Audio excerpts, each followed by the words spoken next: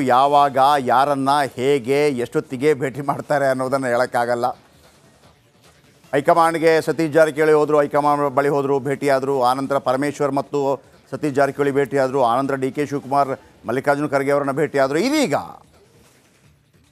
ಸತೀಶ್ ಜಾರಕಿಹೊಳಿ ಅವರನ್ನು ವಿಜೇಂದ್ರ ಅವರು ಭೇಟಿಯಾಗಿದ್ದಾರೆ. ಪ್ರಭಾವಿ ಸಚಿವರು ಸತೀಶ್ ಜಾರಕಿಹೊಳಿ ಅವರ ನಿವಾಸದಲ್ಲಿ ಇಂದು ವಿಜೇಂದ್ರ ಅವರ ಮನೆಗೆ ಹೋಗಿ ಅವರನ್ನು ಭೇಟಿಯಾಗಿ ಚರ್ಚೆ ಮಾಡಿದ್ದಾರೆ. ನೋಡಿ, ಅದರ ದೃಶ್ಯಾವಳಿಗಳು ಕೂಡ ಕಾಣ್ತಾ ಇದೆ. ತಾನೇ ಮುಂದೆ ಇವತ್ತಿನ ಕ್ವಶನ್ ಕೂಡ ಇದೆ. ಕರ್ನಾಟಕ ಪ್ರೈಮ್ ಟೈಮ್ನಲ್ಲಿ ನಾವು ಕೇಳಿರುವಂಥ ಪ್ರಶ್ನೆ, ಯಾರು ಮುಂದಿನ ಮುಖ್ಯಮಂತ್ರಿ ಆಗಬೇಕು, ಸತೀಶ್ ಜಾರಕಿಹೊಳಿನ ಡಿ ಕೆ ಶಿವಕುಮಾರ್ ಅಂತಂದಾಗ ಭಾಳ ಅಚ್ಚರಿಯ ಫಲಿತಾಂಶಗಳು ಬರ್ತಾ ಇದೆ. 9 ಗಂಟೆಗೆ ಹೇಳ್ತೀನಿ. ಅದರ ಜೊತೆಗೆ ಈ ರಿಪೋರ್ಟ್ ಕೂಡ ನೋಡ್ಕೊಂಬನ್ನಿ.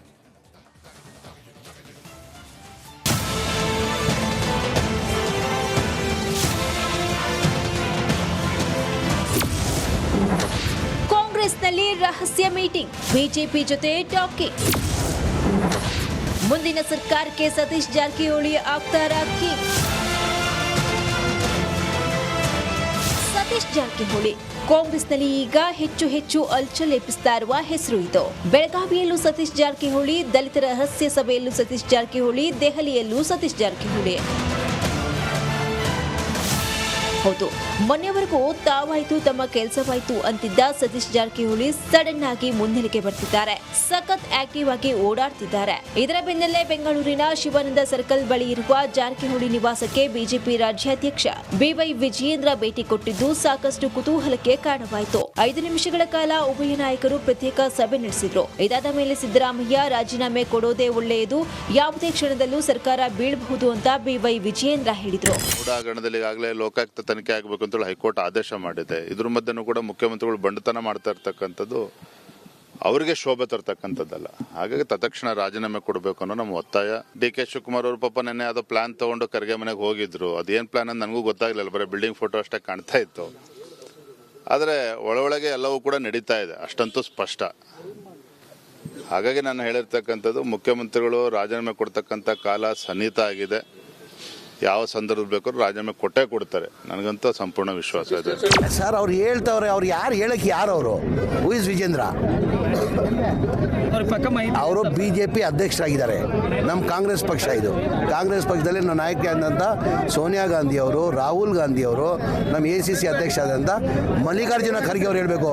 ಮಲ್ಲಿಕಾರ್ಜುನ ಖರ್ಗೆ ಅವರು ನಮ್ಮ ಹೈಕಮಾಂಡ್ ನೇರವಾಗಿ ಹೇಳಿದ್ದಾರೆ, ನಾವು ಸಿದ್ದರಾಮಯ್ಯ ಜೊತೆ ಇದ್ದೀವಿ, ಸಿದ್ದರಾಮಯ್ಯ ಅವರು ರಾಜೀನಾಮೆ ಕೊಡೋದಾಗತ್ತೆ ಅಲ್ಲ.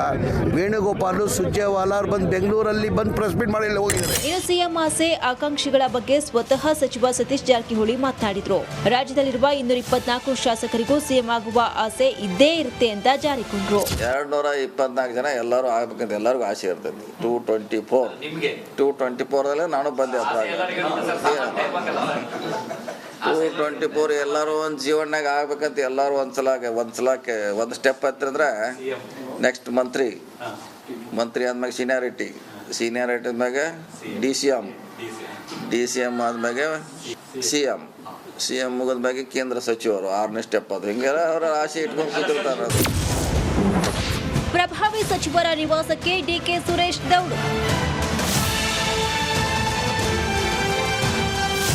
ಸಚಿವ ಸತೀಶ್ ಜಾರಕಿಹೊಳಿ ನಿವಾಸದಲ್ಲಿ ವಿಜಯೇಂದ್ರ ಗುಪ್ತು ಮೀಟಿಂಗ್ ನಡೆಸ್ತಾ ಇದ್ದಂತೆ ಕಾಂಗ್ರೆಸ್ನಲ್ಲಿ ಸಂಚಲನವೇ ಆಗಿ ಹೋಯಿತು. ಎದ್ದೋ ಬಿದ್ದೋ ಅಂತ ಮಾಜಿ ಸಂಸದ ಡಿಕೆ ಸುರೇಶ್ ದೌಡಾಯಿಸಿದ್ರು. ಕೆಲಕಾಲ ಮಾತುಕತೆಯನ್ನು ನಡೆಸಿದ್ರು. ಕನಕಪುರ ಅಭಿವೃದ್ಧಿ ವಿಚಾರವಾಗಿ ಜಾರಕಿಹೊಳಿ ಭೇಟಿ ಮಾಡಿದ್ದೇನೆ ಅಷ್ಟೇ ಅಂದ್ರು ಡಿಕೆ ಸುರೇಶ್. ಕನಕಪುರ ವಿಧಾನಸಭಾ ಕ್ಷೇತ್ರಕ್ಕೆ ಸಂಬಂಧಪಟ್ಟಂತ ಕೆಲವು ಕಾಮಗಾರಿಗಳ ಮಂಜೂರಾತಿಗಾಗಿ ಅವ್ರ ಬಳಿ ಬಂದು ಮಾತನಾಡಿದ್ದೇನೆ. ಸಕಾರಾತ್ಮಕವಾಗಿ ಸ್ಪಂದಿಸಿದ್ದಾರೆ. ಇದು ಕ್ಷೇತ್ರದ ಅಭಿವೃದ್ಧಿಗೆ ಸಂಬಂಧಪಟ್ಟಂಥ ವಿಚಾರ.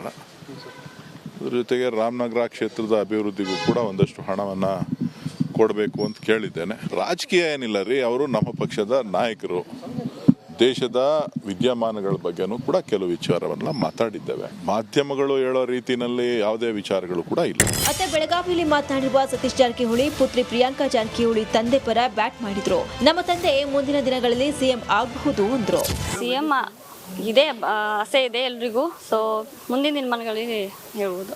ಸಿಎಂ ಇದೆ ಆಸೆ ಇದೆ ಎಲ್ರಿಗೂ. ಸೊ ಮುಂದಿನ ದಿನಮಾನಗಳಲ್ಲಿ ಹೇಳ್ಬೋದು. ಸಿಎಂ ಇದೆ ಆಸೆ ಇದೆ ಎಲ್ರಿಗೂ. ಸೊ ಮುಂದಿನ ದಿನಮಾನಗಳಲ್ಲಿ ಹೇಳ್ಬೋದು.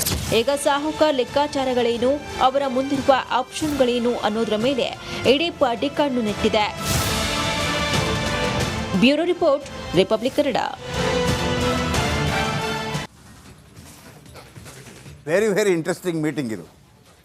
Very interesting. ಯಾಕಂದರೆ ಇದು ಒಮ್ಮೊಮ್ಮೆ ಬೆಂಕಿ ಆಗುವಂಥ ಸಾಧ್ಯತೆ ಇದೆ. ಯಾಕಂದರೆ ವಿಪಕ್ಷ ನಾಯಕ ಹೋಗಿ ಭೇಟಿಯಾಗೋದು ಅಂತಿದೆಯಲ್ಲ, ಅದು ಸಮ್ಟೈಮ್ಸ್ ಬೇರೆ ರೀತಿಯಲ್ಲಿ ಬೆಂಕಿ ಹೊತ್ಕೋಬೋದು. ಆದರೆ ರಾಜಕೀಯ ಪಡಸಾಲೆಯಲ್ಲಿ ಕಾಂಗ್ರೆಸ್ ಅದನ್ನು ಯಾವ ರೀತಿ ಸ್ವೀಕಾರ ಮಾಡುತ್ತೆ ಅಂತೇಳಿ ಈ ಥರ ಹೋಗಿ ಭೇಟಿಯಾದಾಗ ದೊಡ್ಡ ಮಟ್ಟದಲ್ಲಿ ಚರ್ಚೆ ಆಗ್ಬೋದು. ಏನೋ ಸಪೋರ್ಟ್ ಮಾಡ್ತಾರೆ, ಮತ್ತೊಂದು ಮಾಡ್ತಾರೆ, ಇದೆಲ್ಲ ಇರುತ್ತೆ. ಆದರೆ ಒಂದೇನಪ್ಪ ಅಂತಂದರೆ ಕಾಂಗ್ರೆಸ್ ಪಾಳ್ಯ ಕೂಡ ಅಷ್ಟೇ ಸ್ಟ್ರಾಂಗ್ ಆಗಿದೆ. ಈಗ ವಿಜಯೇಂದ್ರ ಏನು ಹೇಳಿದರು, ಇಲ್ಲ ರಾಜೀನಾಮೆ ಕೊಡ್ತಾರೆ.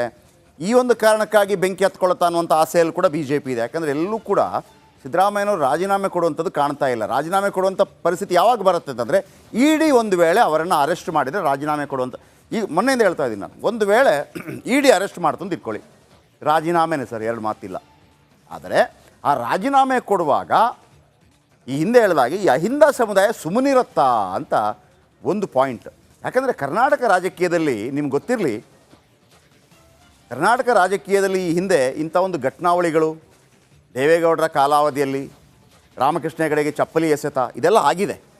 ವಿಧಾನಸೌಧದ ಮುಂಭಾಗದಲ್ಲೇ ಆಗಿದೆ. ಅಲ್ಲಿ ಒಕ್ಕಲಿಗ ವರ್ಸಸ್ ಲಿಂಗಾಯತ ಅನ್ನೋಂಥ ರೀತಿಯಲ್ಲಿ, ರಾಮಕೃಷ್ಣ ಹೆಗಡೆ ಲಿಂಗಾಯತ ಅಲ್ಲ, ಬ್ರಾಹ್ಮಣ, ಆದರೂ ಕೂಡ ಈ ಹಿಂದೆ ಆಗಿದೆ. ಚಪ್ಪಲಿಯಲ್ಲಿ ಹೊಡೆದಂಥ ಘಟನೆಗಳಾಗಿದೆ.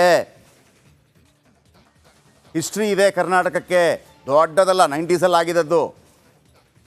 ಅರ್ಥ ಆಯ್ತಾ? ಸೊ ಇಲ್ಲಿ ಏನಪ್ಪ ಅಂತಂದರೆ ಒಂದು ಭಯ ಇರುವಂಥದ್ದು, ಒಂದು ವೇಳೆ ಅಹಿಂದ ಸಮುದಾಯ ಸುಮ್ಗಿರತ್ತಾ.